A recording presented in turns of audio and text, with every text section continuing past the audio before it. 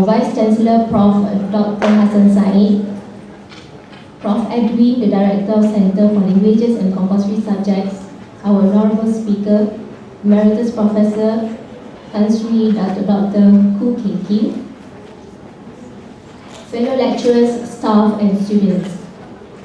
It is with great pleasure that I warmly welcome all of you to our talk today on building positive synergy through ethnic diversity, a program organized by Center for Languages and Compulsory Subjects. The theme, Building Positive Synergy Through Ethnic Diversity, is chosen to instill pride in every participant's heart as Malaysian, and for us to look beyond the diversity that we have and to appreciate the similarities. Ladies and gentlemen, now I would like to call upon Prof. Edwin to give his welcoming speech. Let's welcome him.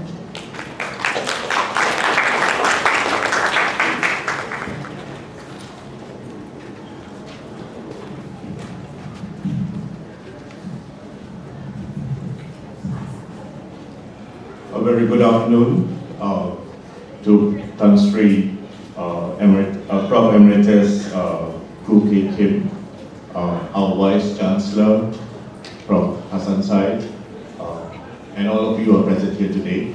It's indeed a pleasure to be here with you. And I think it is a very opportune moment that we are having this session today, even as we reflect on our independence as a nation. I think it is appropriate that we again look at this diversity that we have among ourselves and look at it as a kind of a positive energy, a synergy that contributes towards the growth of this nation. I think all of us at the Lakeside campus are aware of the kind of diversity that we have here, the kind of celebration that we have of our multiple cultures, our varied ethnicities. And I think I'd like to again commend the Center for Compulsory Subject for having an event like this. The center has been very active, and I would like to commend them on this because very often when we talk about MQA subjects, people tend to not give attention to Malaysian studies and Islamic studies and moral studies is often considered as marginal. But I think we at the center believe that there is an important reason why these courses are placed in the curriculum. And having events like these only foreground the importance of us understanding ourselves and understanding the way we live as a community. And I believe that this year we have our international students taking these subjects as university electives. And therefore, we will even see more synergy among ourselves. And I think that is an important step forward. Yeah? So, I'd just like to say that, Professor Emeritus Koo Keng Kim is no stranger to us. I remember as a very young student in University Malaya, I used to see him going through all the microfiche, looking at all the historical documents, and he has not wavered from his passion for history and for the way this nation has been growing.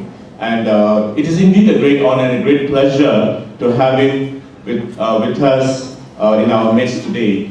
And I'm sure that all of us will have a very meaningful, interesting engagement with him today.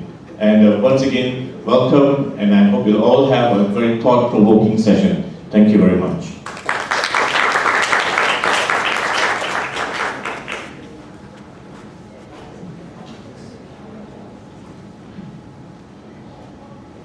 Thanks to Prof. Edwin for the speech.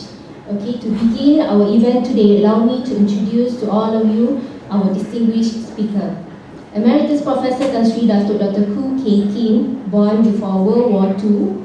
He had first-hand experience of the Japanese invasion and later, in 1951, a train ambush by the communist bandits near Kampar. His early education was derived from the Methodist school in Teluk Anson, completed his secondary education in St. Michael's Institution, Ipoh, and was admitted to the University of Malaya, Singapore in late 1956. He obtained BA Honours in History in 1960 and his MA in University Malaya. And in 1974, he obtained his PhD also in Malaysian history. He left the University of Malaya in 1998 to accept the position of research scholar at the Institute of Defence and Strategic Studies in the Nanyang Technological University, Singapore. He returned to the University of Malaya as a research scholar in 2001 and was soon appointed the Emeritus Professor of Malaysian History. Earlier, after his retirement, he also served as external assessor to the University of Brunei, the Department of History, National University of Singapore, and the Science University of Malaysia, Penang. Apart from that, he has served as director or board member of various national committees, among them the Institute of Strategic and International Studies, the National Higher Education Review Committee, the Human Rights Commission, Suhakam, the Integrity Institute of Malaysia, the Malaysia-Indonesia Eminent People's Group, the Royal Commission, the Lingam Tate Malaysian Anti-Corruption Commission, the Selangor State Adat Committee, and the National Education Advisory Board. He has been bestowed state awards twice, each with the title of Dato' by Perak in 1986 and Selangor 2010, in addition to the National Award, which carries the title of Tan Sri in 2008. He now continues to pursue his interest in Malaysian history largely with the support of the International Islamic University in Malaysia, where he is a visiting research scholar, as well as the KDU University College, where he has been appointed the Chancellor. Without further delay, I now would like to pass the floor to Emeritus Professor Tan Sri Dato' Dr. Khoo Kay Kim to begin the forum today.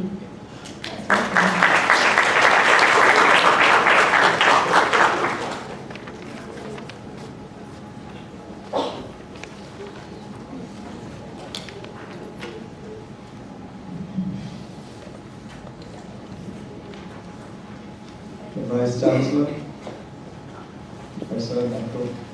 Hassan Said, Professor Ajit,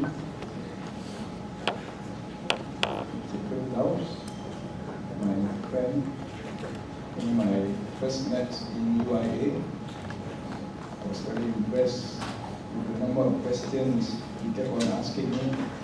I thought Malaysian students usually don't ask questions.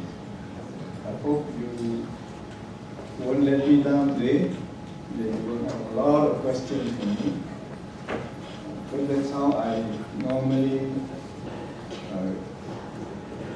conduct my classes. But I don't teach. University lecturers and professors should not teach.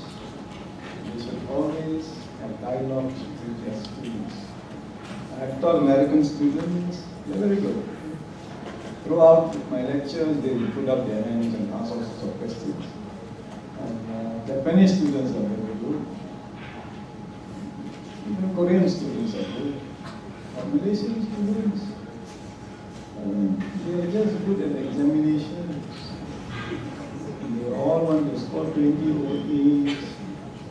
In my days, because pupils like that, muggers, and they put down on them.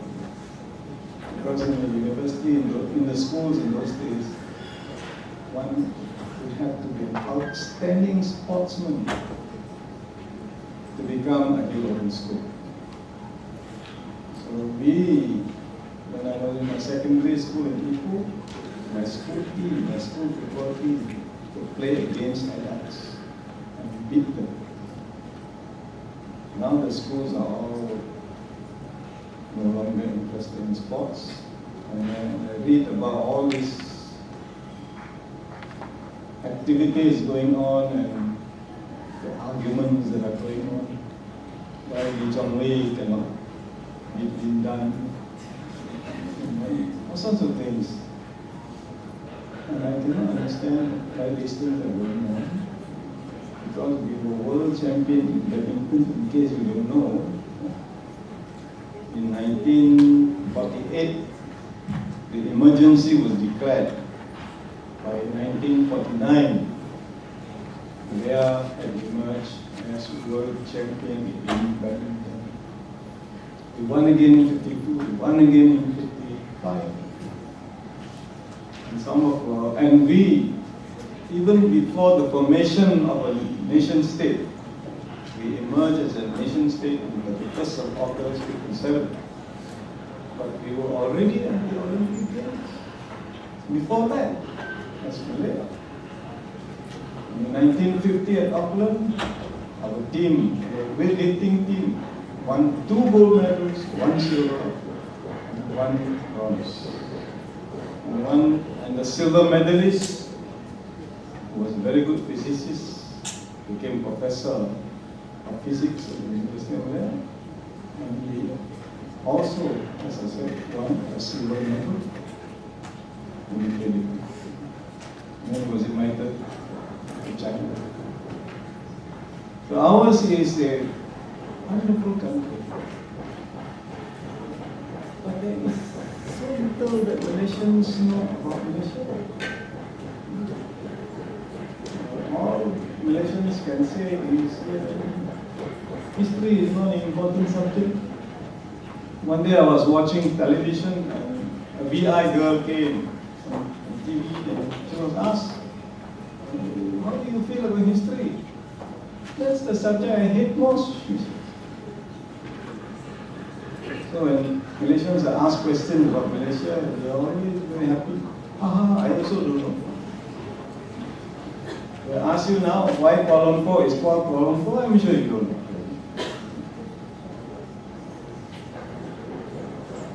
And we have gone on to other problems which we could not arise in those days.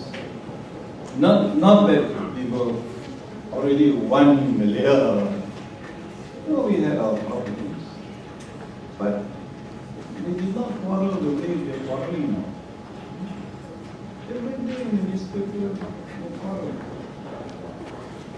So it's very important that the younger people, especially people like you, should understand the society and condition. It's very important because ours is practically the most complex nation in the world. You won't realize how complex it is unless I begin to tell you some of this stuff. Well, I tell you once, I spoke to people from Central Asia, all from Central Asia. So I told them, I said, the names of the countries in your area all end in stan. Afghanistan, Pakistan, Uzbekistan, Kazakhstan, Pakistan, India, North India in the past, that's called Hindustan. We have Kelantan. It's not a matter of coincidence. Not a matter of coincidence. Because sometime back, the people from Central Asia, we call them Pathans, but Pashtuns, you know. Meaning, move into Kelantan, Patani, settle down there. So today, if India has Shah Rukh Khan and Salman Khan, Kelantan has Abdullah Sattar Khan and Zaman Khan. And the top, the best all-round sportsman the country has ever produced, although he was born in Taipei, not in Kelantan, was called Aladat Khan. He represented Perak in 7 sports. People were like that in those days. So they played together as a team, although they belong to ethnic groups. I think that in those days they always had ethnic groups. For example, in Kuala Lumpur, you had the Selangor Recreation Club, Selangor Chinese Recreation Club.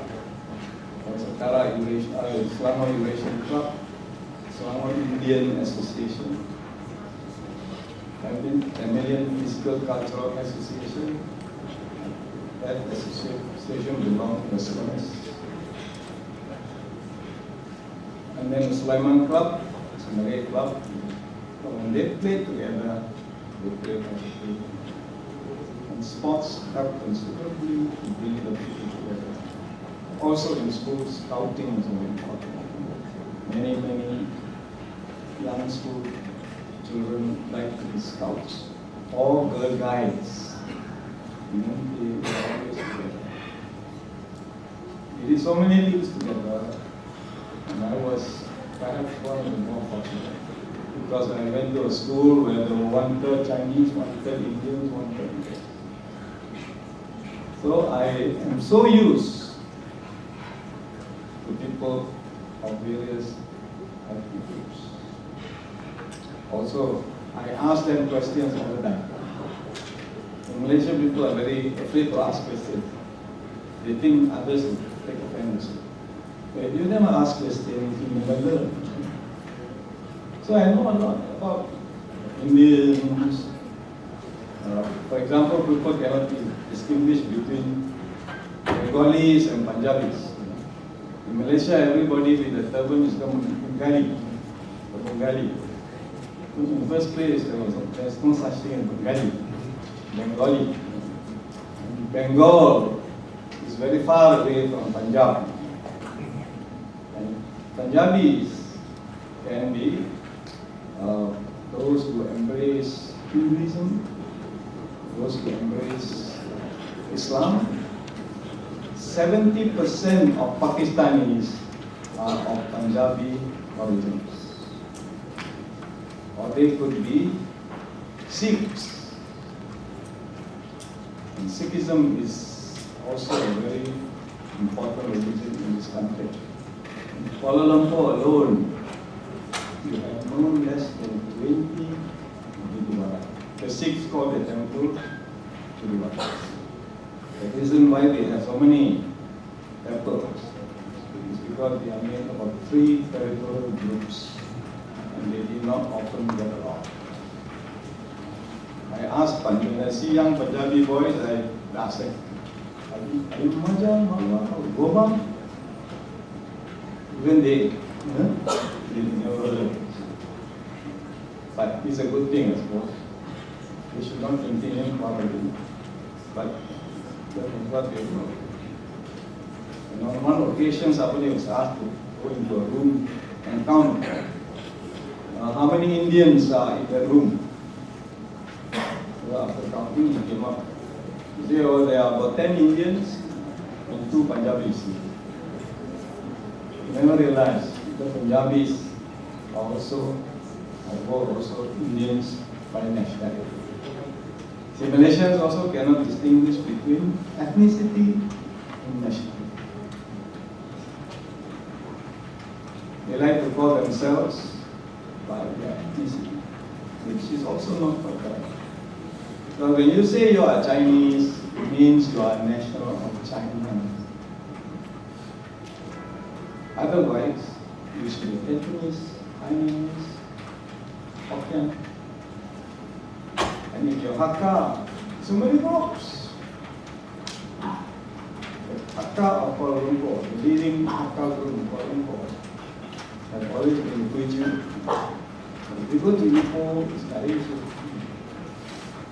And the Hakka group were the first Chinese to come to Taiping, they called Chensa. And then sometimes, if you don't know dialects and so on, it becomes very tricky. Like in Taiping, there was one Cantonese group, Sunny Cantonese. But their secret society was called Ho Hap Sia, which was Hokkien. Well, how come a Cantonese group had a secret society with a Hokkien name? I can give the explanation, but I don't think most Malaysians can. It is because the British used the name Chinese as interpreters. Because the name Chinese were educated in English, the Peranakan Chinese especially, and most of the Peranakan Chinese were Hokkien. So when they read the Chinese words, they read it in Hokkien dialect. So if you're working on the Chinese and you don't know the dialects, it's very difficult. Because even the English documents use these dialects. Long ago, in 1921, there was an anarchist party formed in Ipoh. Anarchism, you will know what it is. Do you know anarchism? Anarchism was a very important radical philosophy.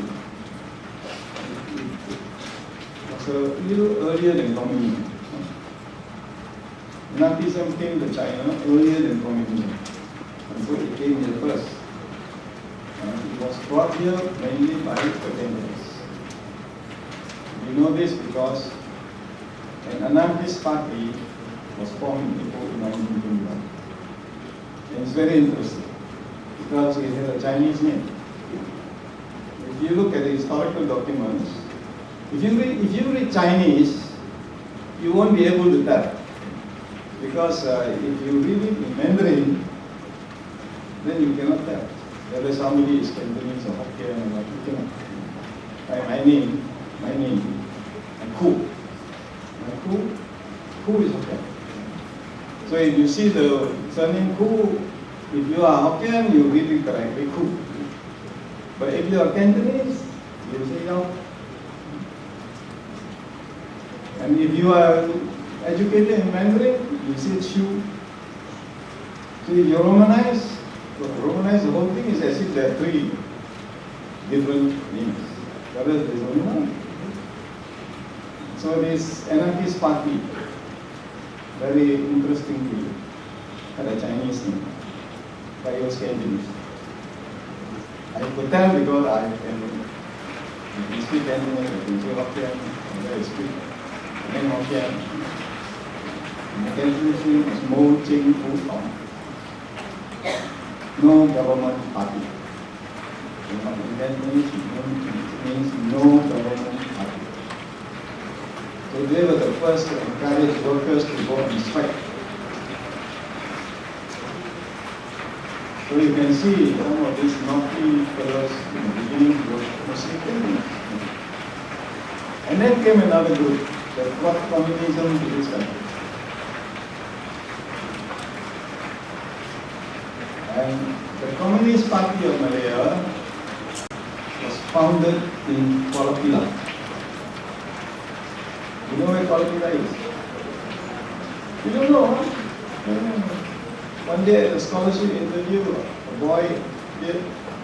So I asked him, where are you from? He said, I'm from Sraman. Tell me something about Kuala Pilah. You never heard of it.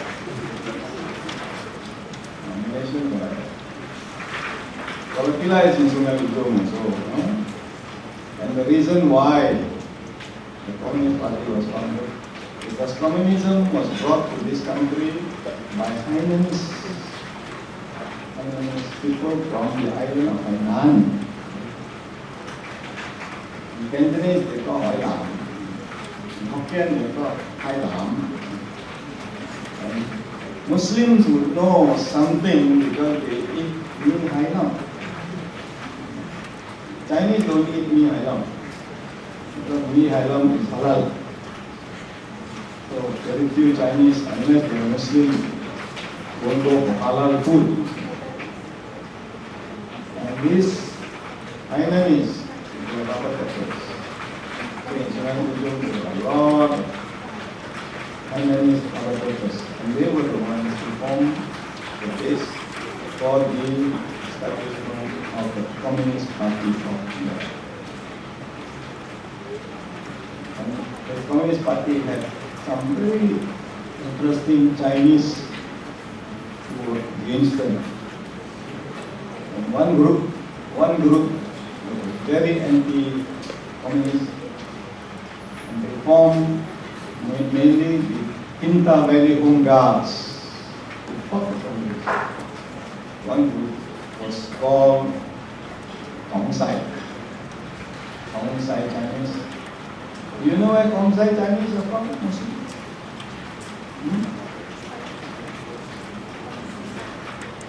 Where are the Chinese boys and girls from? Mainly. Klang Valley. Tell me something about it. Tell me something.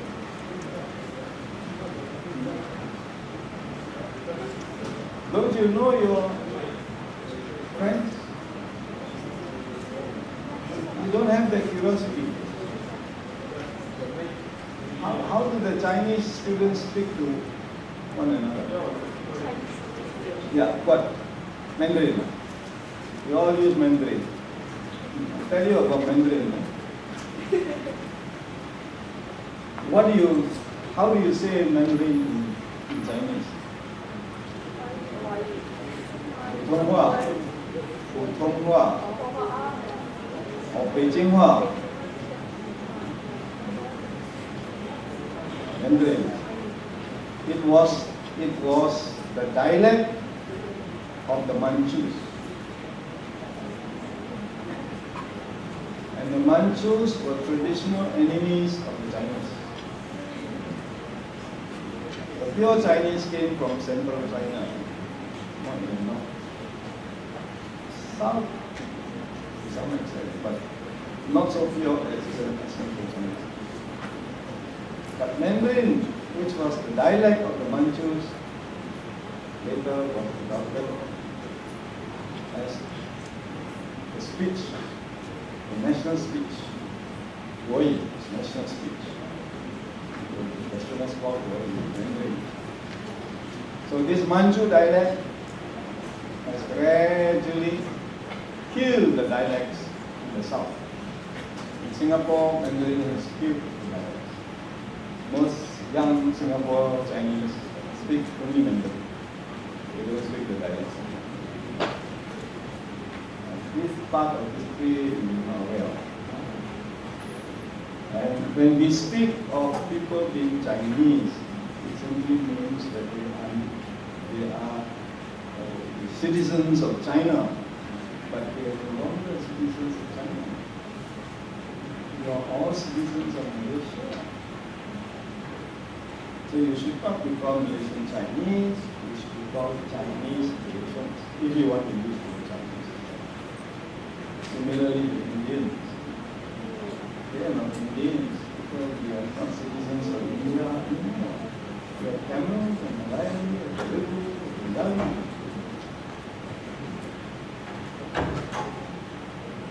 But there's a difference between what we call ethnicity and nationality. Nationality means you are a citizen of the country. See, those days they were very good. The Strait Settlements was in 1867 colonized by the British. So it became a British crown colony. And anyone born in the Strait Settlements between 1867 and 1941 became automatically a British subject. And these British subjects used to call themselves sometimes King's Chinese or Queen's Chinese. But they also call themselves not British Chinese, but Chinese British.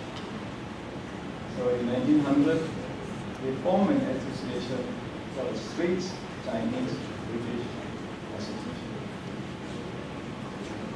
And knowing history is very important because today Chin Peng, who was born in Sitiawan in 1923, is making a big fuss that he has every right to come back to this country because he was born a Malayan citizen.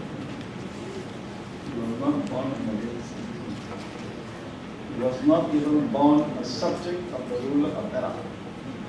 Because those days, non-Malays were not subjects of the ruler. He was born in a Strait Settlement, but he was born a British subject. Why? Because the Dinding district was part of the Strait Settlement. From 19...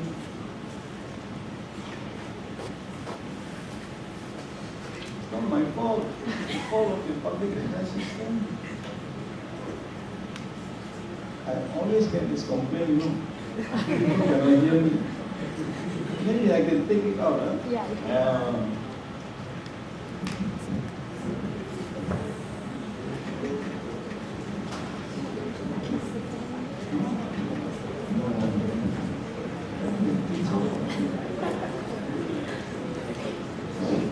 Is that better? Yes. And you don't have to send me a note.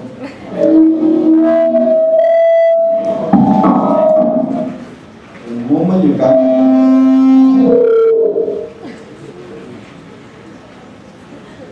this thing is trying to sabotage me. The moment you cannot hear me, pull up your hands. You must be proactive as students. You are no longer school children. You are here to learn to become creative, knowledgeable. In Islam, they say education should help to produce a complete person, not just patriotic, loyal to your friends, or obedient to your parents, but more or less a complete person. So here you have every right, whenever things are not clear, to seek clarification for your own benefit. And every lecturer here must be able to help you to gain knowledge. It's all right if you ask a lecturer a question and at that moment he cannot answer. Then he must tell you that I will go and look up, do some research. The lecturer may not know the answer immediately, but he should know where to find the answer. And most of the time, if you ask me something, I can tell you the answer. Or I know where to find the answer. Because where Malaysia is concerned, now this is another strange thing about Malaysia. There are sources available in Malaysian history in several languages. In Chinese, especially beginning from about the time of Ming Dynasty. If you want to know anything about Malacca, you read up the Ming records. They are best. They can tell you exactly which ruler ascended the throne and which ruler passed away at that particular point in time. So somebody tried to bluff at one time, not so long ago. He said he found a map in Arabic, and in that map it was written that the Malay Peninsula was called Bachin, and in Chinese Peninsula. And he said, I bet even the famous Professor Cook doesn't know about it. So I became angry. Normally I don't bother to answer bloggers. People are trying to be funny. So I answered him. I said, in the first place, tell me what your true name is. I knew. Michael Cheek was a real name. Then I said, if it is true that this place was called Bachin, how come the Ming records do not say so? And more important still, why have the Chinese quite consistently called this area Nanyang? If it was actually Bachin, why did they call it Nanyang? At one time there was even a Nanyang Communist Party. So, in history, you must not laugh. And you'll be surprised. Where Malaysian history is concerned, we have such rich records in Chinese, in Japanese.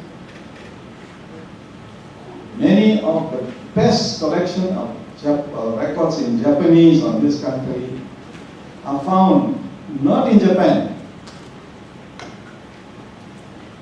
but in Taipei, in Taiwan. simply because the Chinese once controlled Taiwan and Korea, even during World War II. And when they were ruling there, their headquarters, the immediate headquarters was in Taipei. So most of the correspondence and so on have remained there. We also have records in Portuguese. Many of these Portuguese records were collected some time back and deposited in the National University of Singapore Library. We have the data in Dutch, in German, and in Thai language. But today, I cannot persuade any young Malaysian to learn these languages and go out to do research. You know, many university students today in UM don't go to the library. So it depends on lecturers. Whatever lecturers say, they copy and then reproduce. I usually don't give more than pass marks to students like that. And so when I ask you a question, I expect you to argue with this. If you give back to me what I said in my lectures, you deserve no more than pass mark. And in the University of Malaya, pass mark was always 5 marks.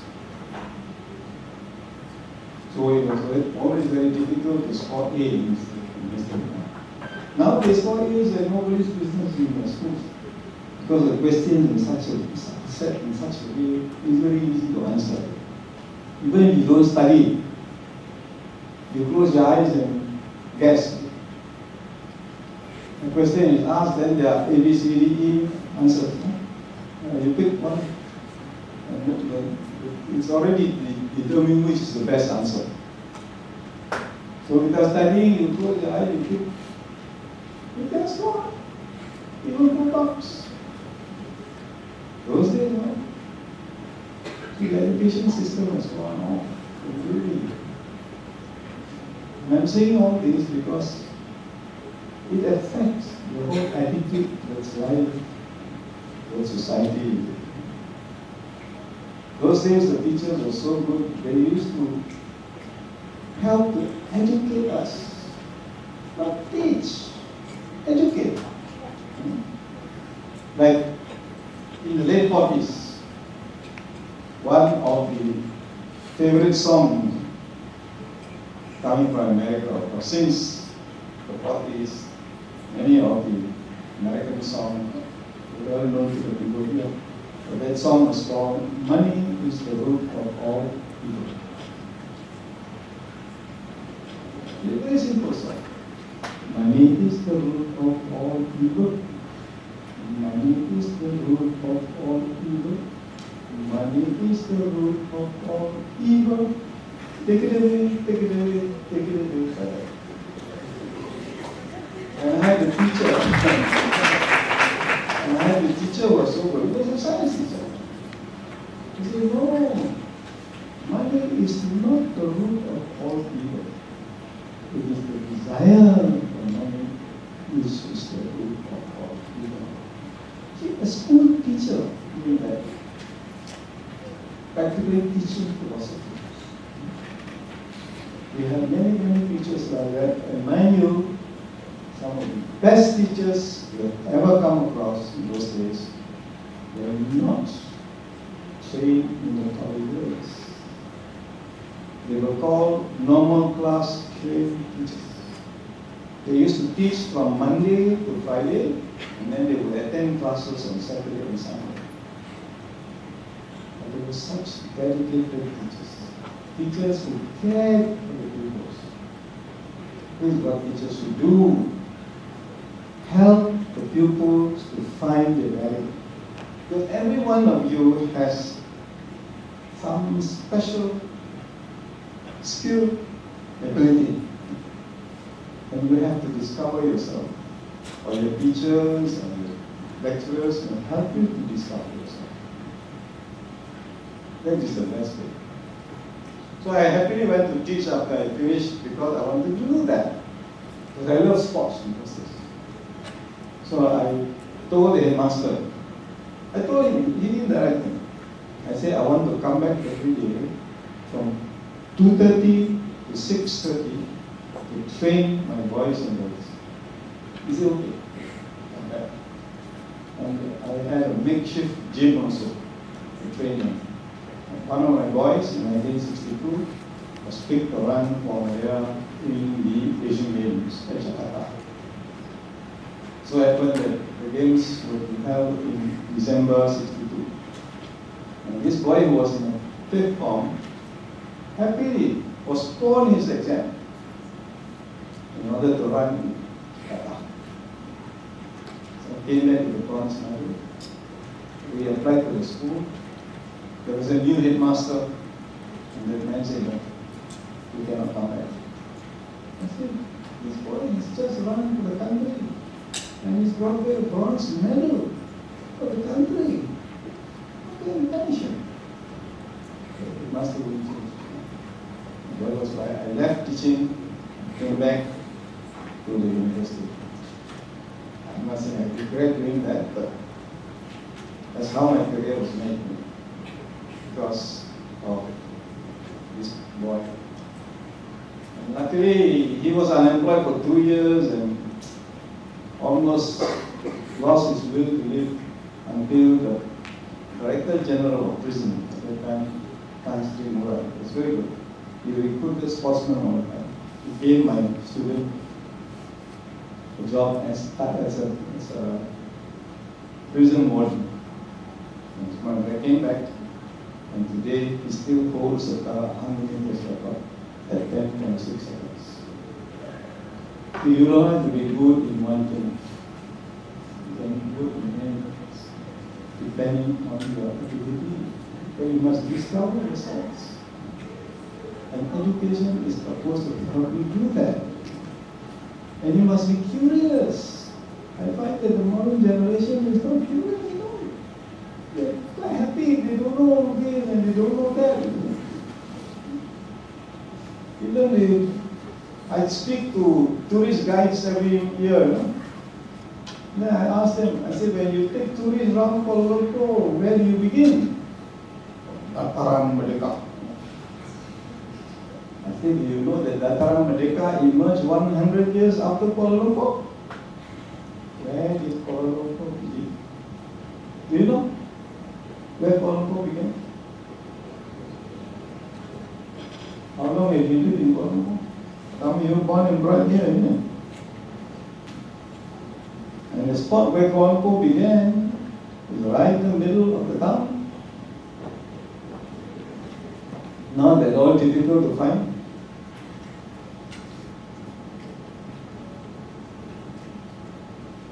There are more serious things, no? Foreigners are bound to ask you. At one time I was sitting in a Maxis scholarship board. My job was to question candidates on Malaysia because Maxis said Maxis scholars must be unofficial ambassadors in Malaysia. So they must know about Malaysia. So my job was to question Malaysia. I said, foreigners will ask you, in the whole world, there is no country with 2 kings. Malaysia has 9. Why? And since when? Malaysians will just laugh, I also don't know. So you think it's very important? Your country is special. There's no point saying Malaysia truly is your. And then when people ask you to explain, you cannot explain. We have passed these slogans to all over the place. One day I was walking in a supermarket in India, Chennai. And one salesman asked me, where are you from, sir? I said, Malaysia. Oh, Malaysia truly is your. He said, so I asked him, do you know what that means? Yeah, I said, Malaysians also don't know what that means. But they are. Almost anything you can find in Asia. Almost anything. And not just, I'm not talking just about people. Even nature. Nations only know the beach. And then you ask them, East Coast, West Coast, they'll always say go to East Coast, and go holiday and play by the beach. I say, do you know that on the West Coast, it is not just nature, but also culture. So Malaysia's diverse culture is found mainly on the West Coast, not on the East Coast. If you take a trip from Johor Causeway right up along the coast to the Penang Bridge, you will find amazing things. Amazing things. Do you know where is the southernmost tip of the entire Asian continent?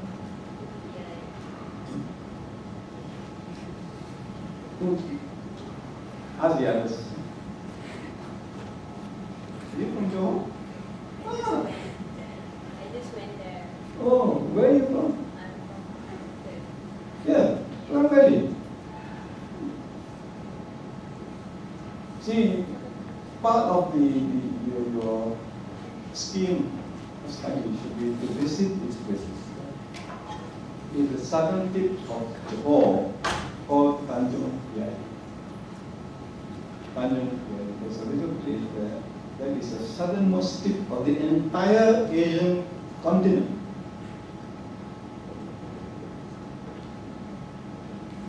Then if you go to the coast of Perak, Matang area. You know where Matang is? Oh, you don't do geography anymore. There is what is known as the Matang mangrove swamp. It is one of the best kept mangrove swamps in the world. Then you go to Belum. You know where Belum is? Very few know. That's not in North Perak, but Ulu Perak.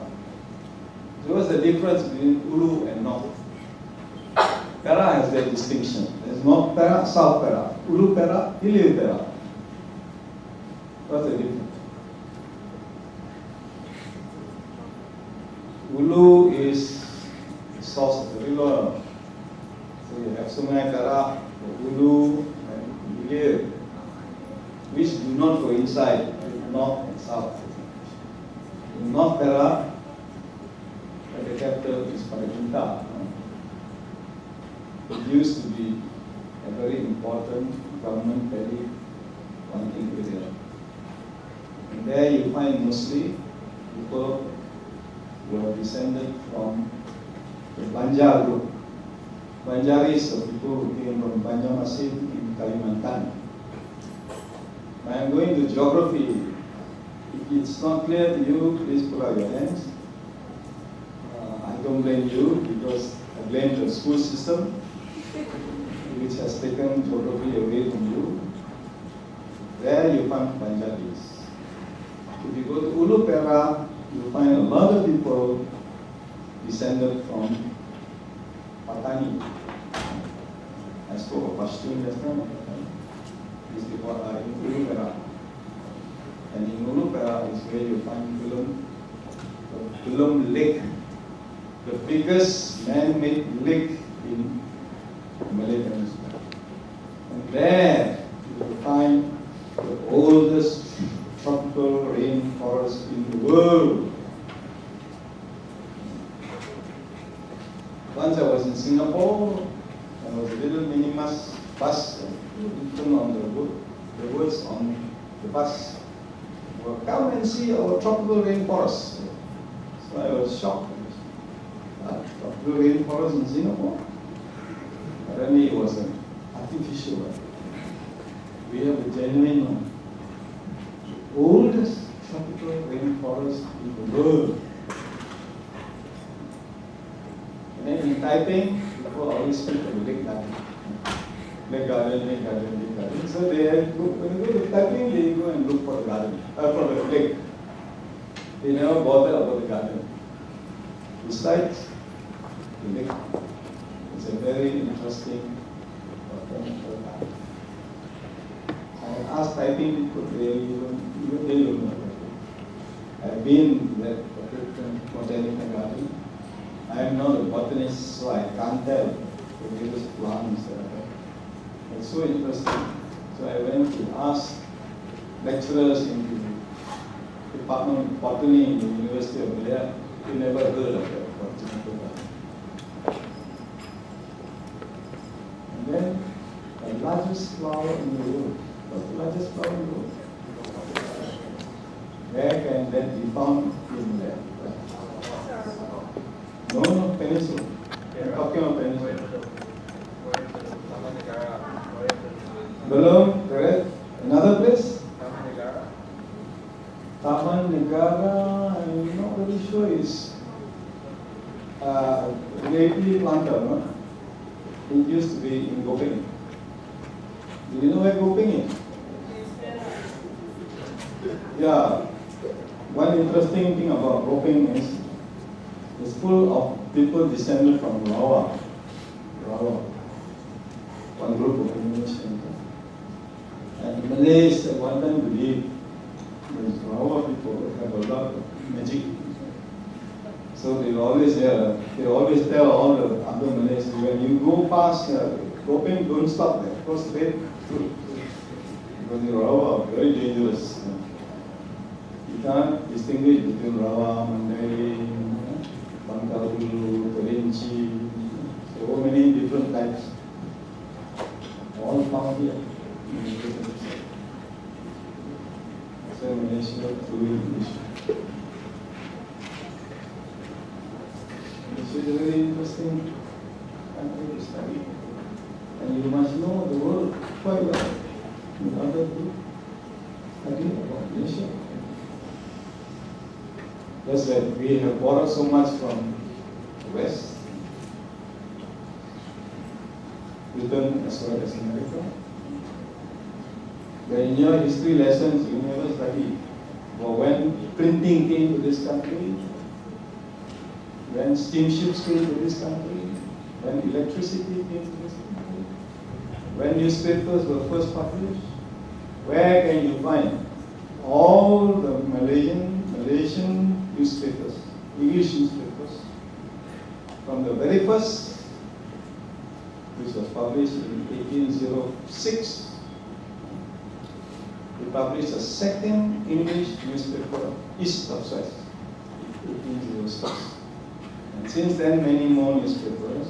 At one stage, we had no less than 7 or 8 English newspapers.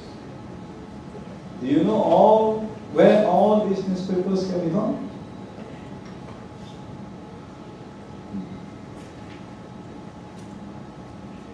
They are kept in the British newspaper library in Colindale, London. So you just go to that library. I want to read the Malay Mail of 8th December 1903. Within 20 minutes, they'll bring the newspaper. One day I came across the title of a speech given by Tan Cheng Lock in 1949 to the MCA. The title was very, very fascinating. Because it was one country, one people, one government. So this was the head of one Malaysia. So I was very curious. So I straight away wrote to MCA, can I have a copy of that speech? MCA doesn't have. Typically Malaysian. So I wrote to National University of Library, and within a week they sent me a copy of that speech. See, this country is very fascinating in a sense. For example, there was one Punjabi gentleman who joined the Chinese National Army. He fought in Burma, he fought in China against the Japanese. And he used to drive the truck from China to Burma. And he was so good that when he came back, he would drive a jeep without brakes up and down a hill. I asked the Punjabis, do you know who the man was? They said, he was from Brahman. And his name was Dara Singh. And naturally, in the end, he married a Chinese lady in China. But he came back. They were all very unusual people. But you have to be very diligent, very passionate. Passionate is the word that is the problem today. One day, a Chinese reporter was talking to me and I said, the problem is the present generation, they have no passion in it. She didn't understand me. Then after a little while, she told me, in Chinese, the word passion does not have a good meaning. True. Who is an expert on Chinese? The word passion. Passion, not as in girl and boy relationship, no. You have passion in your work. What is the Chinese word? Huh?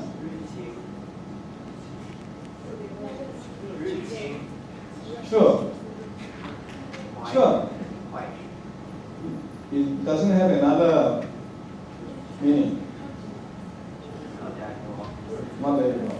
Oh, so this Chinese reporter was wrong. So you must have passion. Passion means you must not wait for people to push you to do something. You must push yourself. So far, I have failed to get somebody to learn Thai language, go to Bangkok, and do research on this country.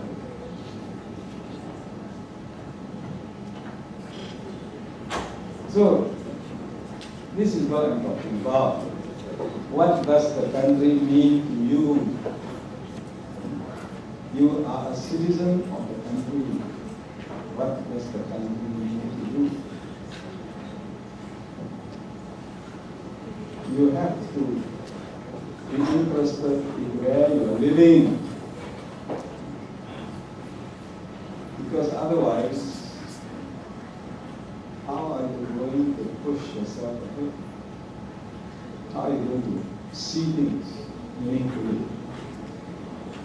When I was in school, we had an old saying, no man is an island. If you are only one man living in an island, you can do what you like. You can do what you like. But the moment there is a second person, then you have to relate to that person. You can no longer do what you like. When I was in Suhakam, you know what Suhakam is? Human Rights Commission of Malaysia. Yeah, Human Rights Commission. People always talk of rights. I have right. I say, yeah, you have the right, but you cannot exercise the right without making sure that in exercising the right, you do not infringe on the right of another person. I cannot say I have the right just to go outside and slap somebody. No. That's irresponsible. So if you live in a society, you have to be conscious of the system. Which is why in Rukun Negara, the last principle is kesopanan. Very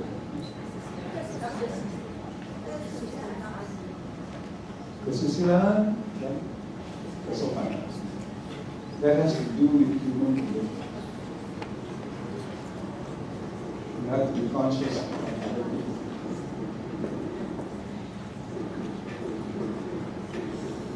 And it it is so easy for us to say that if we are together, we will be very strong. But how do you bring the people together? Do you know how hard the British tried? Don't listen to the politicians. The politicians tell you that, oh, the British practice divide and rule. It's rubbish. If they practice divide and rule, how come the first school they set up, what was that school called? First school. First English school in the country? Elementary school. What does the word free mean?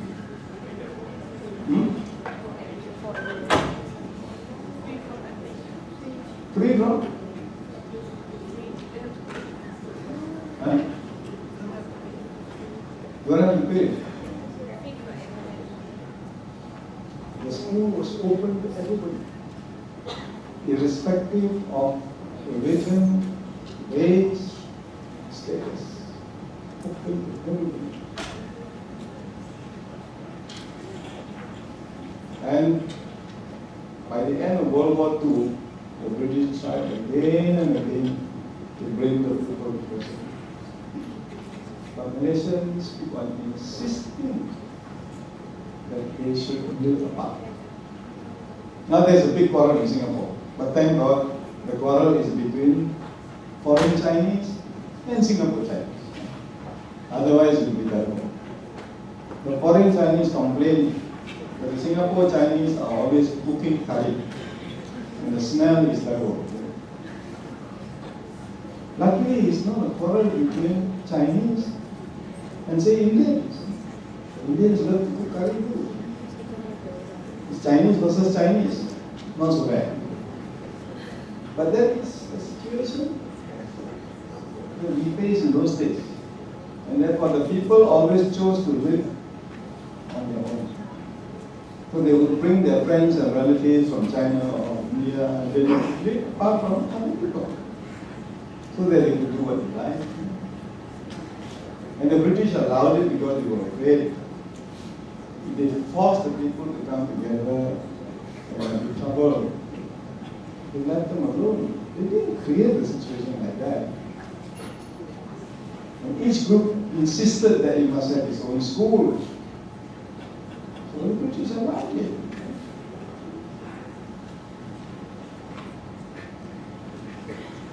And the Chinese are so involved in the politics of China, so involved. You know that until 1949 they were flying the Kuomintang flag. Similarly, the Indians are so involved. The Indian leader Chandra Bose even came here and started the Indian independence movement. And he trained the Indians, male and female. The men were in the Indian Independence Army, and the women in the Rani of Jhansi Regiment. They were supposed to march to India to fight with the British. And he was praised for one thing. He managed to persuade the Tamil ladies to wear trousers. The Tamil ladies always wore saris. But you cannot be a soldier if you wear saris. They managed to do that. But he was the only Indian leader in this country who managed to unite all irrespective of the provincial groups, irrespective of religions. And MIC was indirectly influenced by that. MIC was formed to fight for India's independence. See how complex our society was. We were all hoping, people of my generation, hoping that you, the young ones, would be different. But you're very influenced by the West. Not in a positive way, negative way. Western dancing, Western singing, very good with hip hop, funny dancing. I see on TV nowadays. We used to do dance so differently.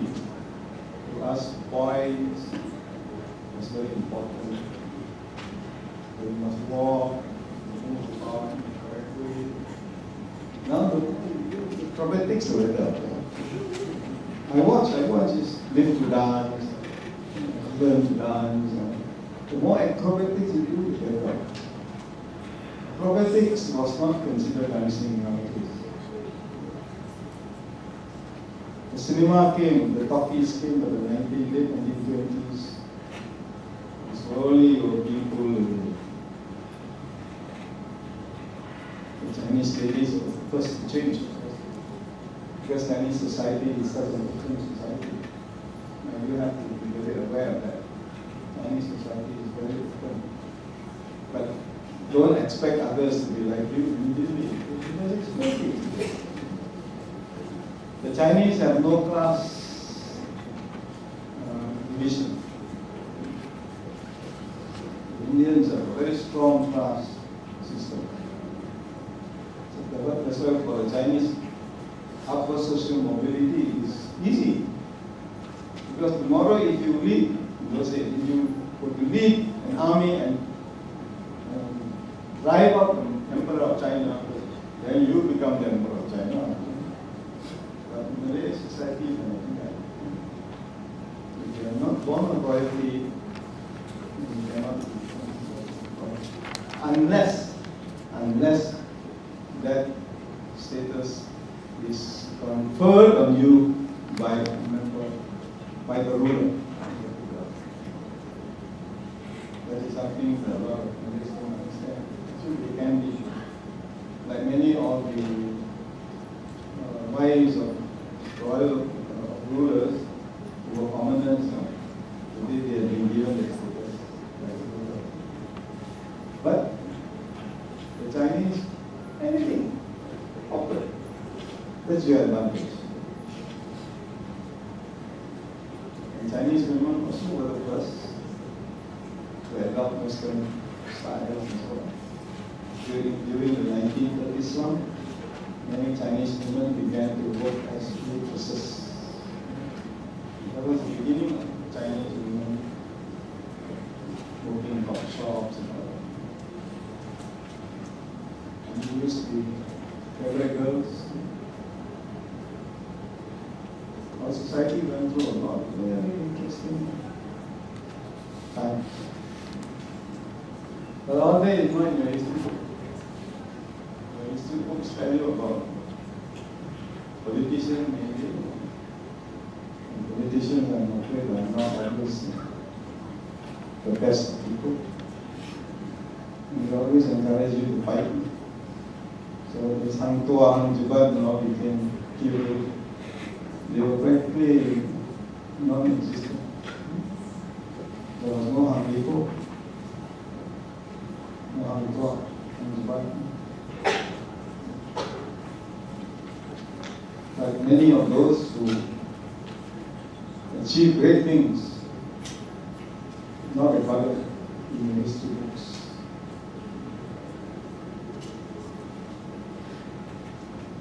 So you need to be conscious of the fact that you belong to this people. And those who are fellow citizens should get to know one another.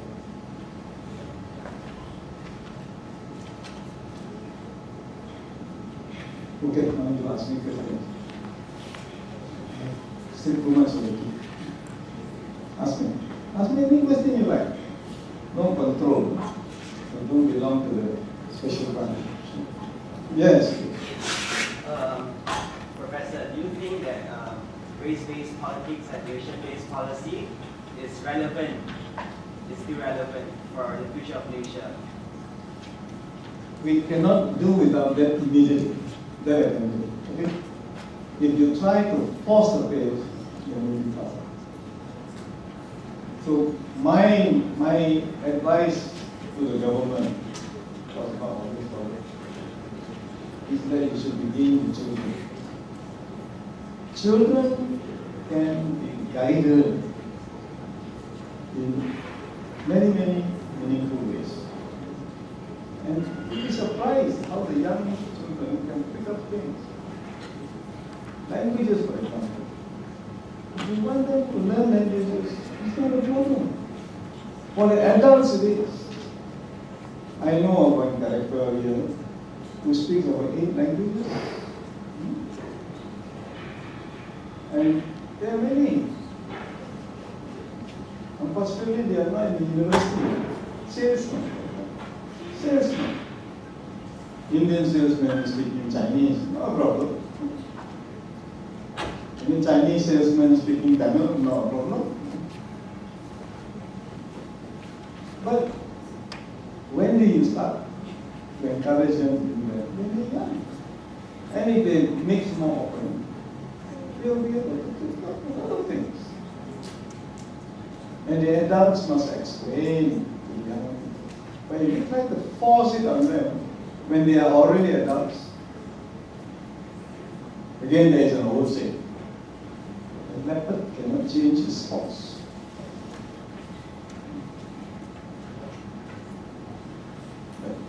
As Tagore said, to build a nation, first build a school. That's where you educate the young, you lead them in the way that they should be led. Always thinking of the good of the system.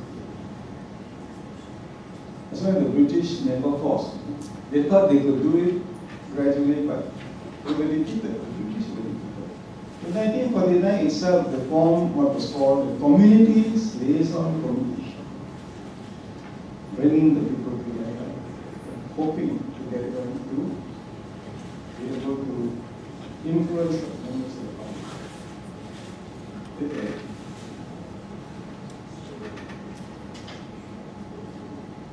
When the other one failed, he started the Independence of Malaya Party, hoping to bring all together. He didn't get the support from the people. Don't blame the British. Our fathers, my father's generation, my grandfather's generation, these people were not willing to come together. Now it must not be like that. It's a different world already. You must be aware of what is happening around. All the other countries are looking at the future, planning for themselves. China in particular, China has made English its second official language. You see how they prepare for the Olympic Games. China, first country in the world to keep the United States in the Olympics. And you know how they train their gymnasts and the little children. They practically torture them. But this one, the Koreans are like that. The Japanese are like that. But you can pick up from so many places.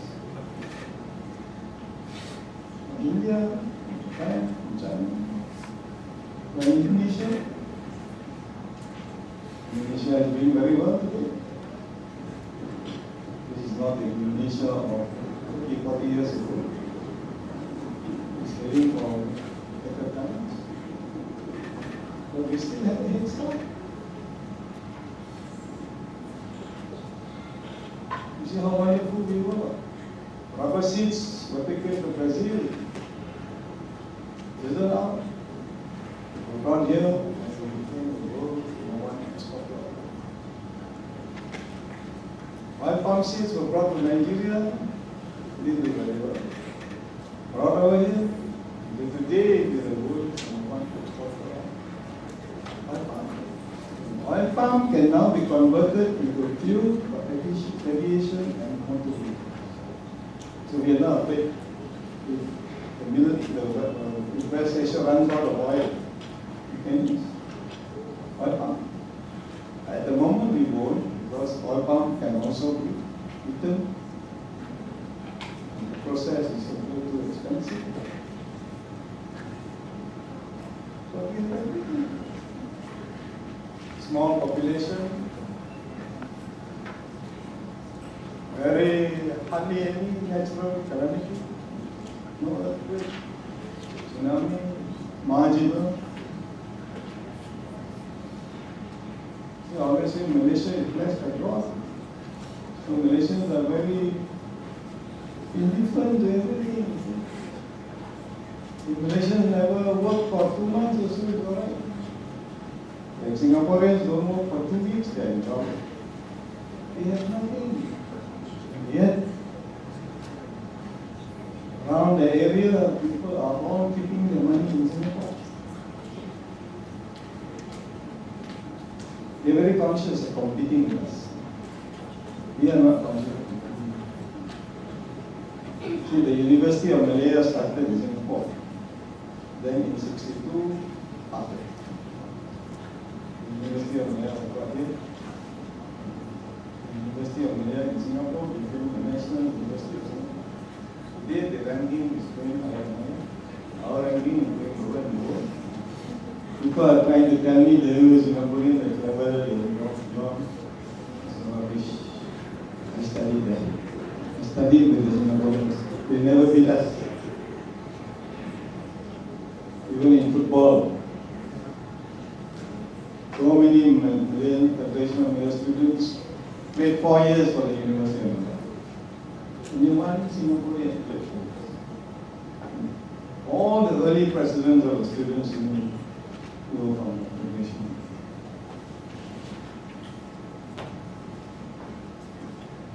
But you have to know about yourselves, have confidence in yourself. Don't always imitate people. We must compete. I was very involved in that, competing against Western scholars in the writing of Malaysian history. And I'm still doing that. Because the young Malaysians today have stopped doing that. They don't want to compete. They write their own history. It's very interesting, no? When I read this Malaysian history written by the young Malaysians. All guesswork, no research, simply say what you like. Whereas I used to read documents, Professor Vincent, he used to see me reading microfilms and all that. I can do that from morning to night. No? So you can ask me about Malaysian history. Ask me. You don't believe me? Yes, please. What do you think about the one? Sorry. I mean, what do you think about the one Malaysia concept in uniting the Malaysians? It's very interesting because most people don't understand what that means. They don't know what is meant by one Malaysia. And I was asked 2-3 times, what is the difference between one Malaysia and Malaysian Malaysia? Do you know anything about Malaysian Malaysia? Malaysia? They have forgotten about it. Which is okay lah, not too important. The difference is this. One Malaysia does not ask for the amendment of the constitution. Okay? But Malaysian Malaysia did that. Malaysian Malaysia, which was put forward by Lee Kuan Yew, wanted the constitution to be amended.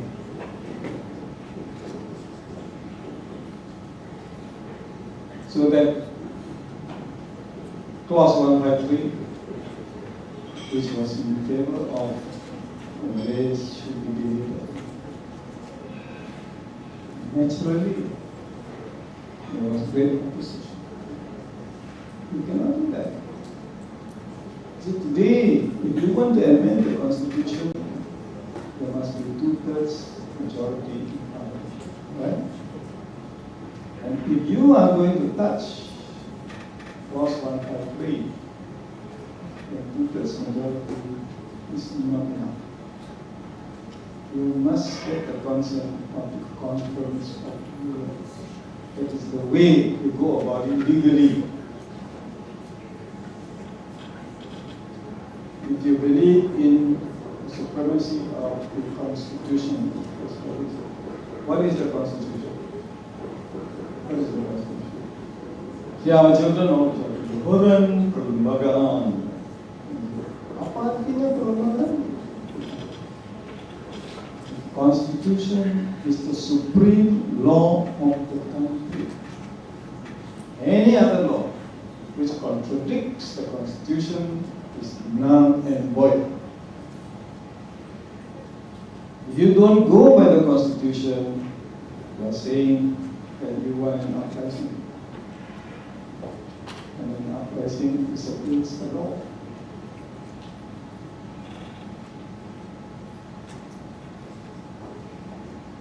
There is a difference between what is called de jure and de facto law. De jure means you go by the law. De facto basically is like violation. It is what actually happened, but it is not necessarily together with the law. The Socialist Party was already like that.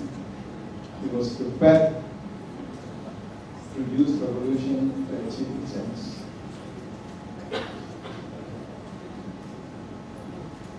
So at this level, we should be familiar with all concepts, all the terminology, and we should know what has been happening. It's very important. Because in the end, we do want a society that makes sense, that will do good for people. And logic is very important. Everything that you do must be logical. Cannot be illogical. Many young people today are very illogical. They just want to do what they like.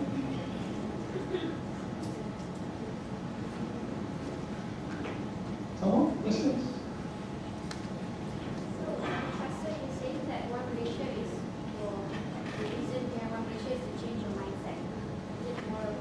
That's the Prime Minister's intention. And he has said it. Huh? No, Prime Minister's intention. He said that really well. We must talk of acceptance and not tolerance. And the best of the Malay, the best of the Chinese, the best of the Indians combined. That's why he says so. I mean, words are not deeds. You know? That's it. In other words, words are not deeds. Easy to say these things, but how do you make that come true? As I look at the younger people, I don't see them coming together. They're still being separated.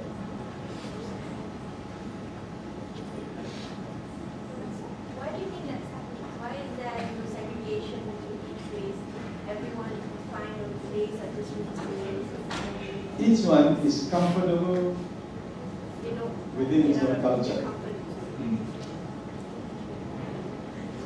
I'll give you an example. If Malay, Chinese are staying in one row, and if they share the same drain, so the Chinese cook non-halal food, and the water will flow fast. So the Muslims will be it's one of the reasons why we prefer to separate. But in my days, we were in a sense forced to stay together. So we grew up and we got used to it. So for example, during Pasaman, the Muslims would get up very early in the morning and cook. And they would pound the thing and make a lot of noise. I was saying next door to them, I don't have a problem. But they're not used to it. And then I had neighbors who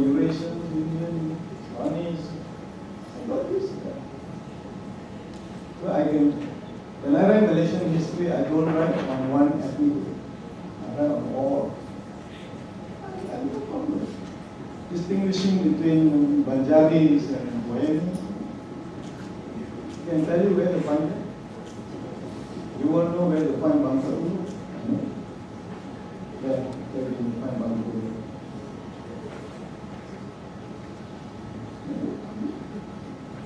Because I'm so used to this. Culture is very, very interesting. It's not something that is so solid that you can easily catch hold of. I tell you now, I was in a train ambush once, and then there were soldiers inside the train. The British soldiers were all shooting back, hiding and shooting back. The Gurkhas, you know who Gurkhas are? Huh? The younger ones have not seen them. They from Nepal, Gurkhas.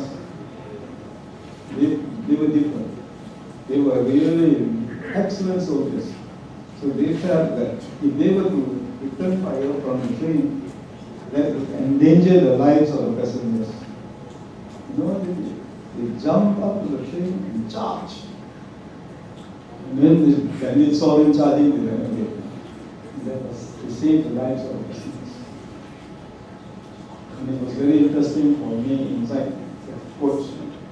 Most of the Malaysians were shouting, crying, saying prayers. I too was very selfish at that time. So I looked around me and who I'm surrounded. So if the rest are not shocked, I'm okay. See how you can be very selfish at that point in time. But they were saying prayers and crying, because their lives were in peace. I saw another version of ethnic riots. 69 I was here. 45 I was in Intan, to exam them. There also they fought. But the fighting was between Chinese and Banjaris, not between Chinese and English. Now a lot of people cannot distinguish here. Because that group of Banjaris in a place called Sungai, they fought the Chinese. But in town, in Valencian town, there was no problem. Because there was no Banjaris in town. So you need to know your country very well in order to understand your things. So you must have that curiosity. You must always ask questions.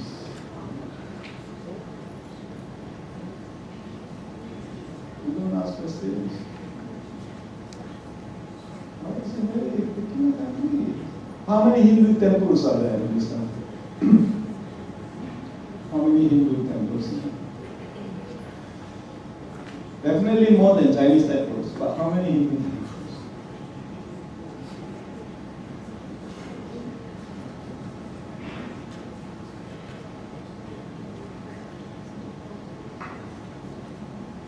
Guess. That's right, guess. You won't be punished for guessing. Guess. How many thousand?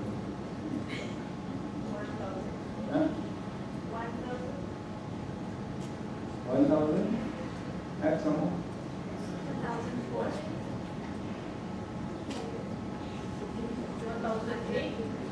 Add some more. 3,000. Add some more. 5,000. Add some more. 8,000. Add some more. 10,000. Add some more. 100,000. A little too exaggerated. Not less than 17,000. And we have the biggest statue of sleeping Buddha in the whole of Southeast Asia. Not Thailand. We have the biggest statue of sleeping Buddha in the whole of Southeast Asia. This one I think quite a few know. Where is that from? Kelantan, Tumpat in Kelantan. And we also have the tallest Murugan statue in the world. Okay. See, Malaysia is so interesting. Kan Malaysia? You know what? Well, you're interested in music most of the time. Pass exams, score A's. Because you are not in sports like my generation. You were so much in sports. Oh my God. Every evening from 5 to 7, I was in the field.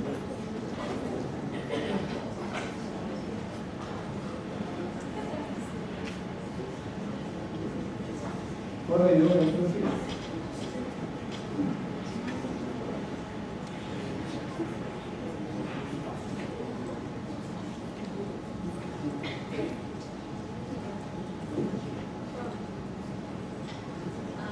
I came across a few blogs that mentions that the history that he wrote in the next book is what he said, conspiration from government, and some of them are saying that actually the freedom fighter formation, the independence fighter formation is Chimpan and all the communists. So how should we prevent those? How come they can say that, and how prevent or cross comment about that? How many of you here know the meaning of communism?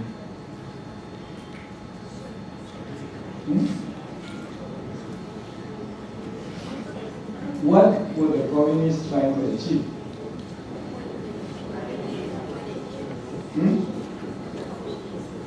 One nation? No, what? One nation. You saying that the communists here wanted?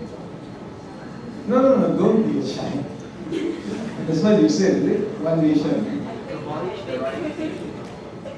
Abolish the royalty.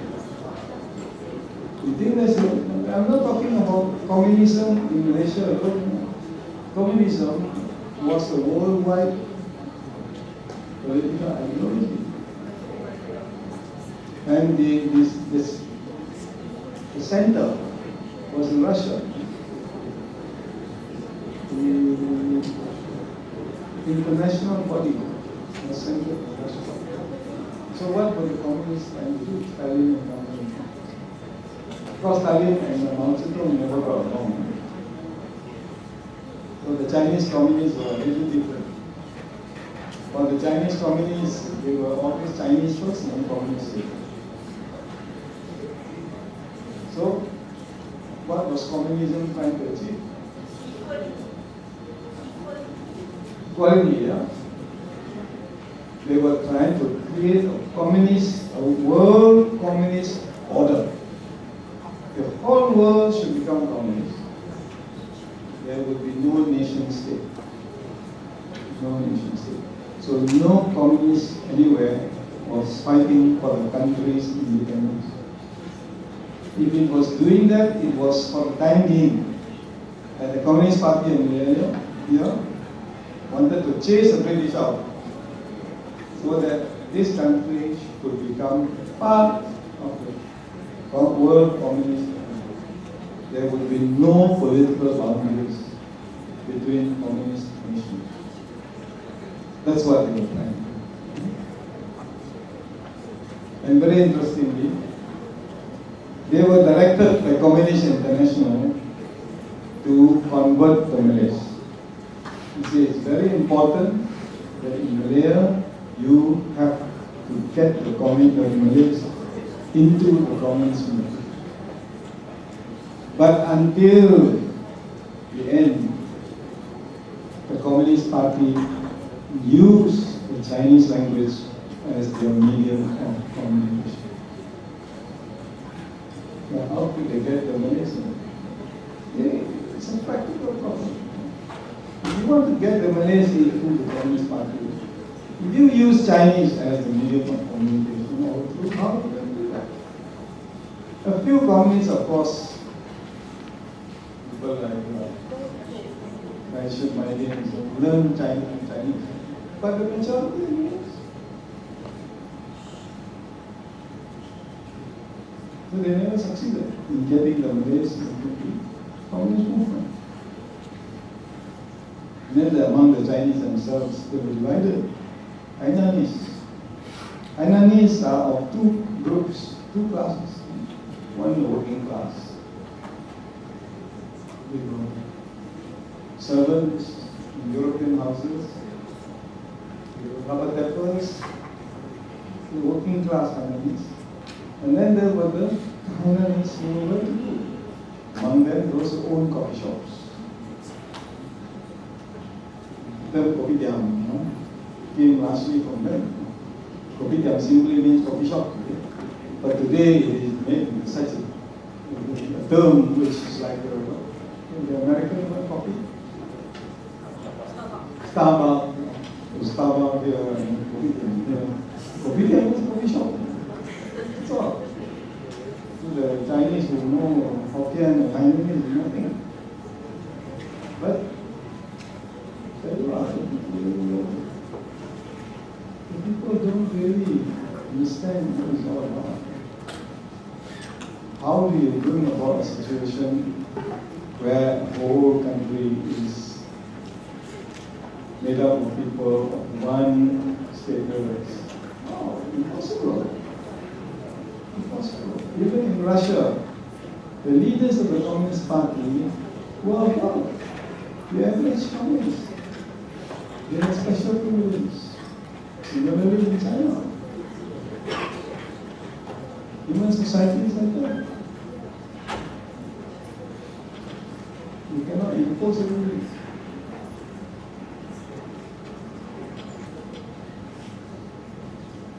No more questions? That's great. Just yesterday, culture and education system is very important, right? Why? Very. It's very important, right? Okay.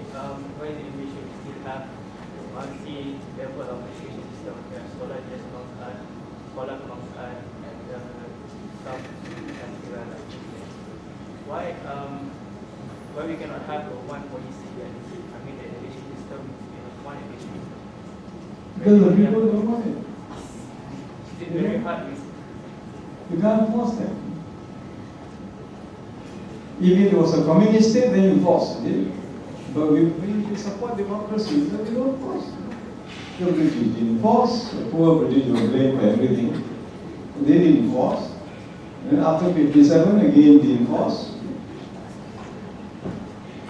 Tun Razak, when he was Minister of Education, came out with a report called the Razak Report in 56, where he said that the main objective of the country's national education policy is national unity.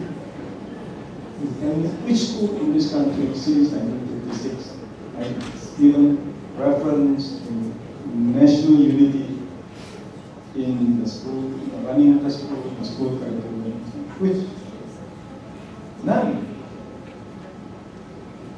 And the funny thing is, our society is supposed to be very anti-communist, anti-socialist, no? But when it came to education, they introduced this socialist idea into it. So what they did was they killed all the top schools that existed until 57. One of the schools that they killed was MCK, Malay College.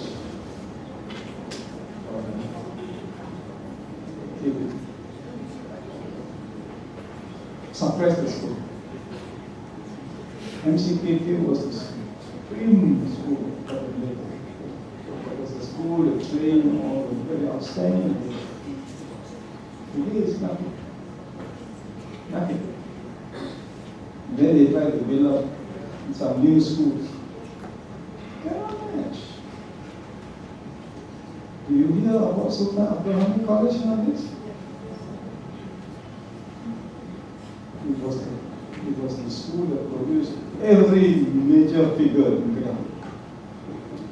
At one time, practical, all the Kedah sportsmen who represented Kedah in the university. And of course, they follow the British tradition, those days, schools like that. The cricket, the rugby, the athletics, even Cambridge, Oxford. Now I'm trying to trace from Kedah. There was a Muhammad Zain Arifin, who was the first Malay to pass from Oxford University. I'm trying to get information from him, on him. And I cannot yet. They've forgotten him. All they interpret in people like, for example, John Limbo.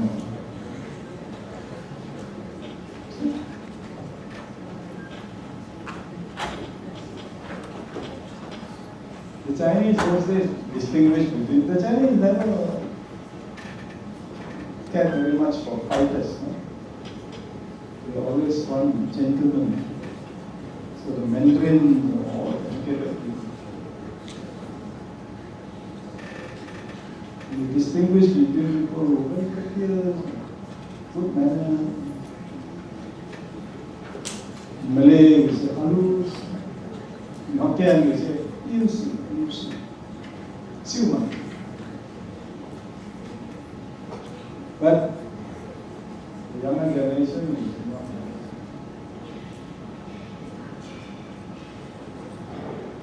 So my generation is very particular about treating ladies in a gentle way. So when ladies want to carry my bag, they say, no. I'm not used to that. And then when we walk, the ladies go. Now they don't care. In the university also, when I line up to pay a hundred to carry student, they walk in the middle of the road. So my car has to follow them. They don't look like it. No. Those days, again we were taught songs. Stop and before you cross the street, use your eyes. Before you use your feet, look right, look left, and look right again. It will save you from accident and pain. That's how we learn. How to walk, how to observe rules. How do you think we learn English? Very simple. We used to sing songs. So you enjoy it.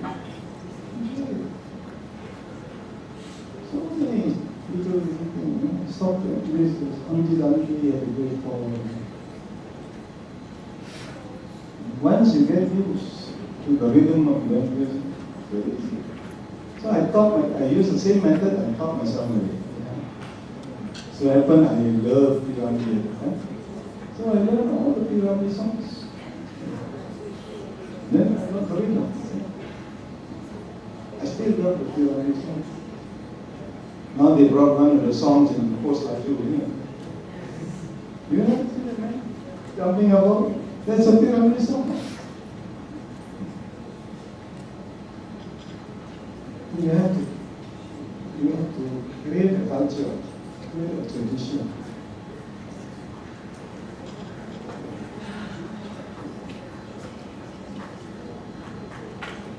I like to talk to you, all you young people. Then I can find out. And then I'm all lost. I don't understand my children in the first place. They're all very peculiar people. But I give them the freedom.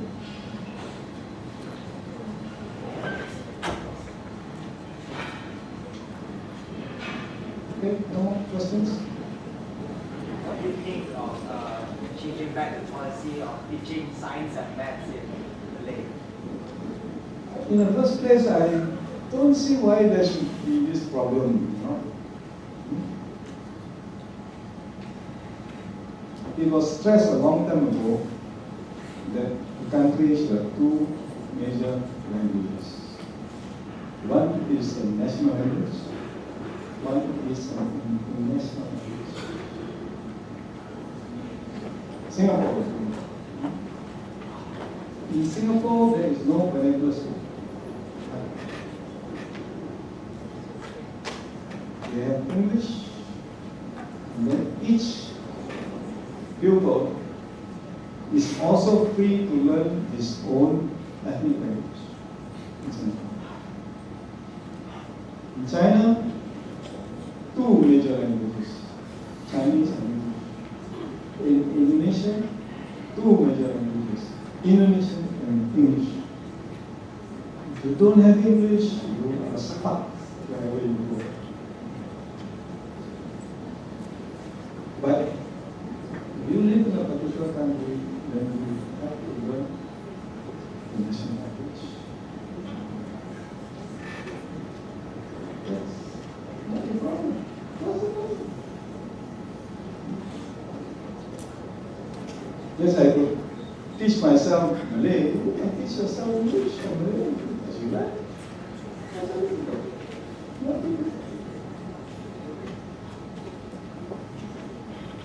All the facilities are around you. You have only to use your.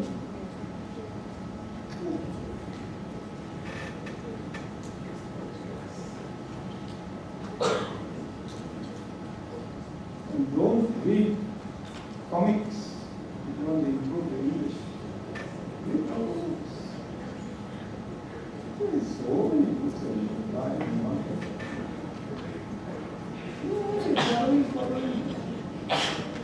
I've seen Malay children learn English in 2 years. In those days we had what we call SMC, Special Malay Class. So from Malay school they would go there for 2 years. They were as good as those who went to English school. Now everything is a problem on that side. That I find very difficult to understand. Why do you all have so many problems? You never really struggle, you know, having an easy time. And my children, instead of giving money to me, they ask me for money. Whereas my first salary, I had to give 300 to my parents. And I continued to give them till the past year. I remember one occasion, in between jobs, for 1 month I had no salary, so I borrowed from my father. You know what he did? He charged me bank interest. I had to pay him bank interest. When I went to university, I was given $60 a month. And my father told me, if you pay once, you're out.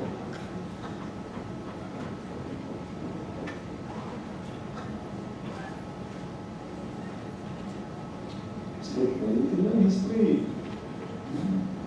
Don't learn history from politicians. Learn from people who really, you can talk to older people and so on. Talk about their experience.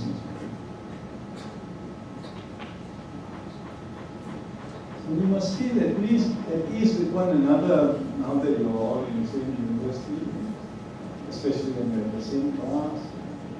You must feel at ease. First thing is to learn to pronounce one another's names. Not easy, you know. One day I was speaking to an audience. I told them how difficult it was for me to teach Malaysian history. Because when I teach about one ethnic group, the other two cannot understand. Maybe because you are not a good lecturer. Oh, really? Would you like me to test it? I just want you to pronounce a few Indian names. Then his friend said, okay, do that. Pannaya, Madhavan, Arunachalam, Narana Sabhavati. You get out.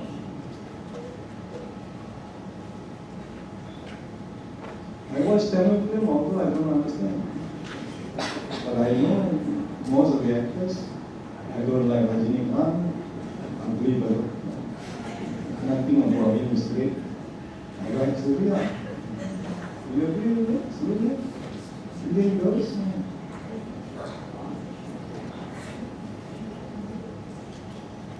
Indian women, you want to know about them? Really, yes. Watch Tamil movies. Oh, they can quarrel. They can cry also.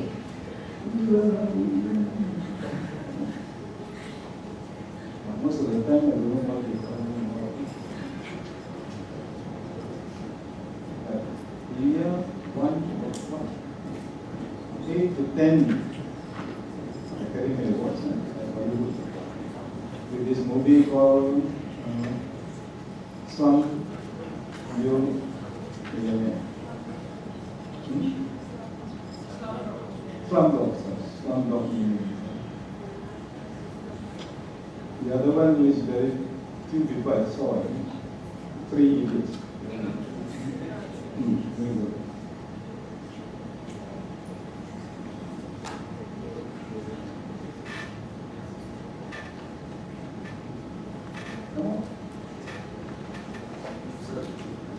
Go back to the previous question about what is the question about that post? Yeah, it's about language, but he talked about the language. He said teaching is the maths and science in Malay, right? Just now what he talked about is that about the difficulties of learning the language. But I think what he want to know is that whether you teach the maths and science in BM, is it okay that afterward you need to attach our maths and science in English when you need university level of Form 6, right? It depends on why you want to teach English, maths and science in English, right? If you are trying to learn English by teaching maths and science in English, that's not the best way. No, not I.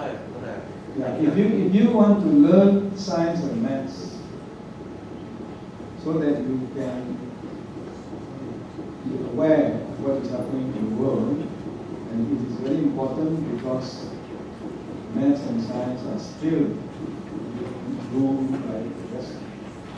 So if you learn in English, it's still advantage. But if you want to pick up the English language, then the arts and humanities will. It is better, for example, to learn English literature and to learn history in English. But if you want to pick up science, technology, and so on, it is better also to learn English.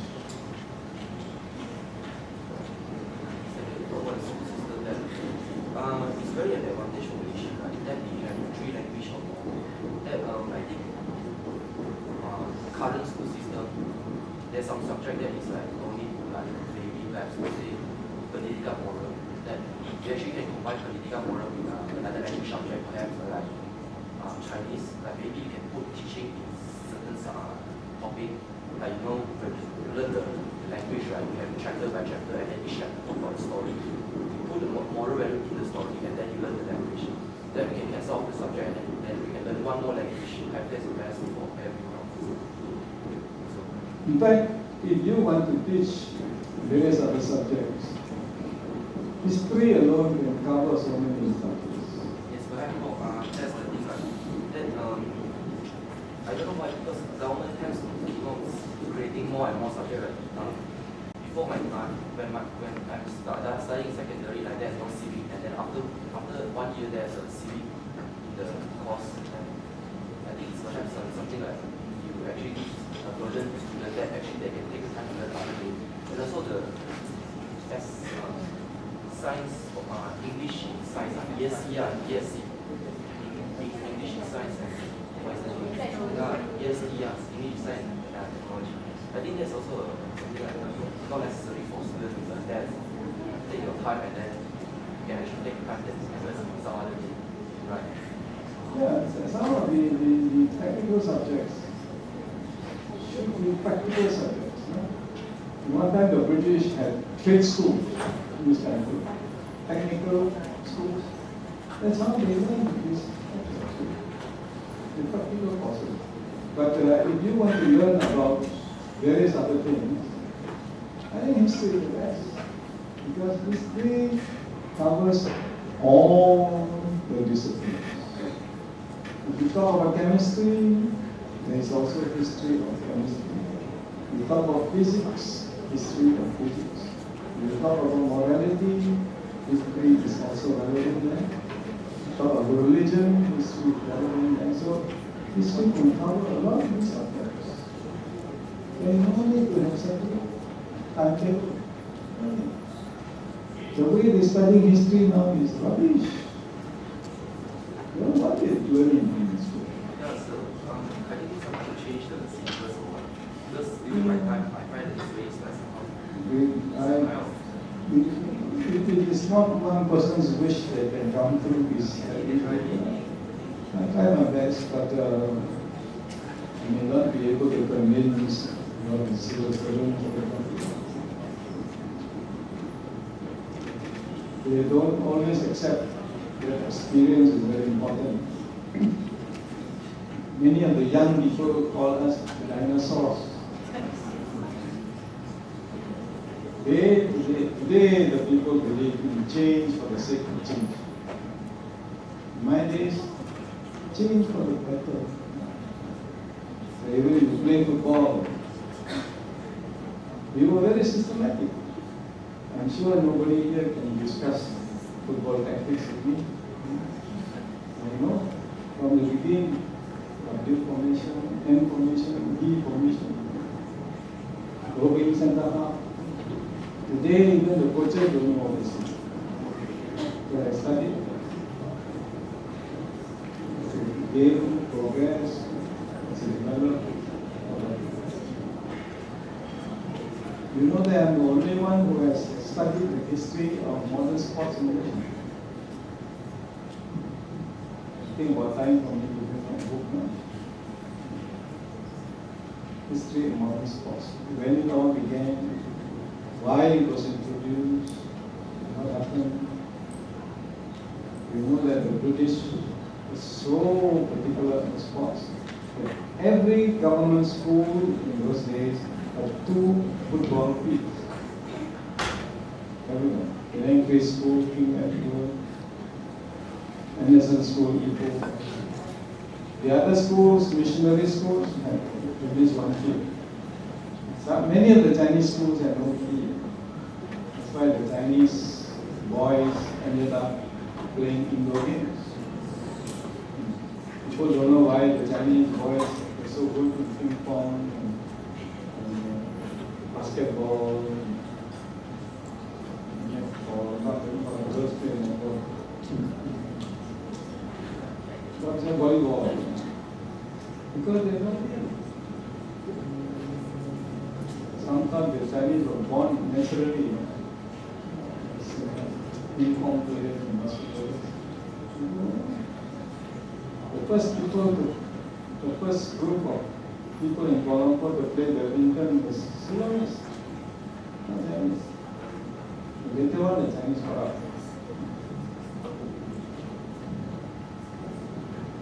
Some of the Chinese here were invited to represent China in the Olympics.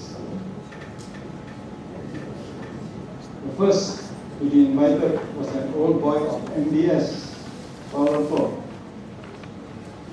And yet when I asked MBS people, I said, who was that boy? Later on, was invited to run for China in the Berlin Olympics in 1936. Don't know. You think they don't know? How come? Don't you think the schools should be proud? Put up this photograph somewhere. Those things we were like that. We were very proud.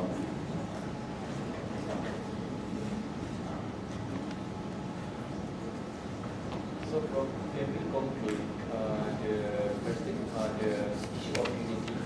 So we can, in order to bring a unity in this country, we must start with by changing our education system. Absolutely. Absolutely. If you don't start from the school, you have no chance. When they are all grown up and it's very difficult. Yes. Okay, it seems that it is set in stone that we don't have that political will to change the school system into one school system. And according to the Razak report, that is the one that is giving the community. Okay, I'm a lecturer here.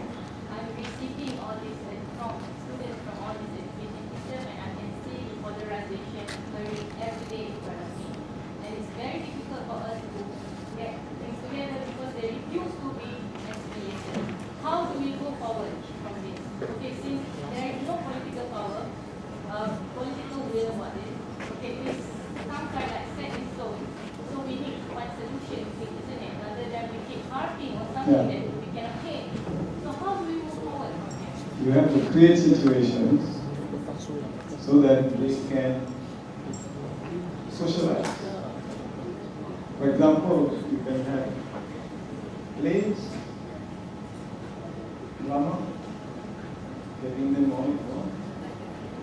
You can have activities, setting up a band, for example, where they're all involved. Even if you want to have, what is this? We used to have, what do you call it? Part-time social school.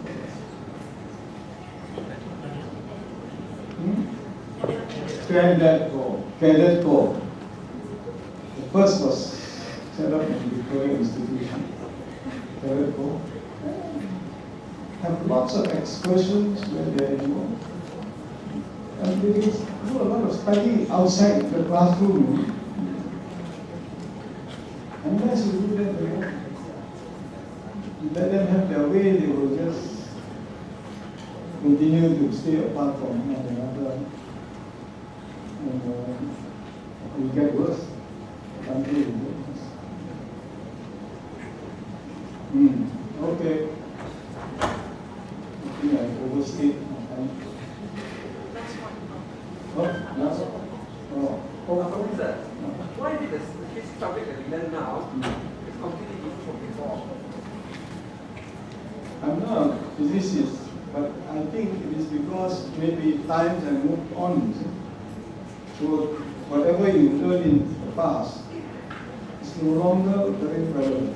But like those times we learn more about world history, right? But You're talking about history, yeah. not physics. Oh, sorry. Yeah, you see, today somehow people felt that it's better to know only about Malaysia. And then they somehow think that in history, politics is everything. There was a time when history was defined as politics. They say history is politics, politics history. Today, the definition of history is the mother of all disciplines. So nothing is outside the field of history.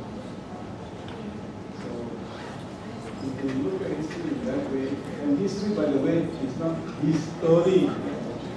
History explains. Otherwise, you can never understand.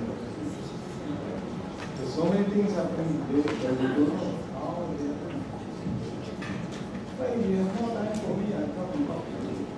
Ask me questions about things that have happened, and you don't know how they have happened because you don't know the history. Very interesting. See, the Malays, for example, one last point. The Malays, for example, were not peasants in the past. They were traders. They were maritime. So they controlled the trade around the world. And what happened? Steamships came. And the steamships, owned by foreigners, took control of the service. The Malays lost out. And then they started to move in. And the sea, they moved in. So if you go to Perak today, you will be able to see how the Malays move from the Hilir to, if you go to Kota, there is a Kota-Kanan and a Kota-Kiri. Kota-Kanan is as you go up the Ulu on the right, Kiri on the left. But if you study geography, right bank and left bank will be determined from the source down.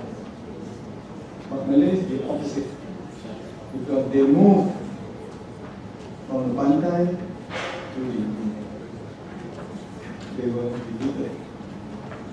They could no longer control the trade in India because of the coming of the steamships. Okay? On behalf of the Organizing Committee, we would like to extend our appreciation to Prof for his precious time, sharing with us his knowledge and also his thoughts. As a token of appreciation, we would like to give away present to Prof. Okay, please we welcome Dr. Cho to present the token of appreciation.